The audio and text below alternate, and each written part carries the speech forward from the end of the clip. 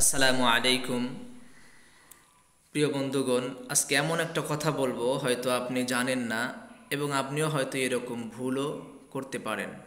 প্রিয় নবী সাল্লাল্লাহু আলাইহি ওয়াসাল্লাম বলেন যে কিয়ামতের দিন আল্লাহ তাআলার নিকট সবচাইতে নিকৃষ্ট ব্যক্তি হবে ওই ব্যক্তি যে নিজের স্ত্রীর সাথে মিলন করে এবং স্ত্রীও তার সাথে মিলন করে। সকালবেলা উঠে সেই পুরুষ তার স্ত্রীর গোপন কথা অন্যজনের কাছে প্রকাশ করে দেয়। আজকে আমাদের সমাজে এমন অনেক মানুষও আছে যে তার নিজের স্ত্রীর গোপন কথা বন্ধু বান্ধবের কাছে আমরা শেয়ার করে থাকি।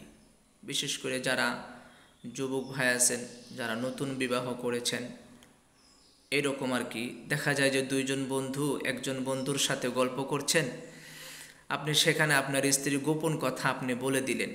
স্ত্রীর সাথে আপনি কি করলেন, স্ত্রী আপনার সাথে কি করলো, কিভাবে কথা বললেন, কি করলেন না করলেন, যাবতীয় বিষয় আপনি আপনার বন্ধুর কাছে প্রকাশ করে দিলেন। এটা ঠিক নয়। আল্লাহ নবী সাল্লাল্লাহু আলাইহি ওয়াসাল্লাম এটা করতে নিষেধ করেছেন। কেন এটা করতে নিষেধ করেছেন? যে আপনার এটা গোপন বিষয়। এছাড়াও তো স্ত্রী আপনার জন্য সবচাইতে মহামূল্যবান একটা জিনিস। আল্লাহ নবী সাল্লাল্লাহু আলাইহি সাল্লাম বলছেন যে পৃথিবীর মধ্যে সবচাইতে উত্তম জিনিস হলো, ভোগবিলাসের মধ্যে উত্তম জিনিস হলো একজন সতীবান, একজন নেককার পরহেজগার একটা নারী আর কি। তো আমরা সেই স্ত্রীকে সবসময়ের জন্য গোপন রাখব। এটা গোপনীয় বিষয়, আমরা সবসময়ের জন্য এটাকে গোপন রাখব।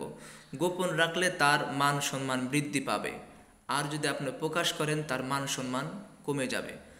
ভিডিওটা শেয়ার করে সকলকে শোনার সুযোগ করে দিন।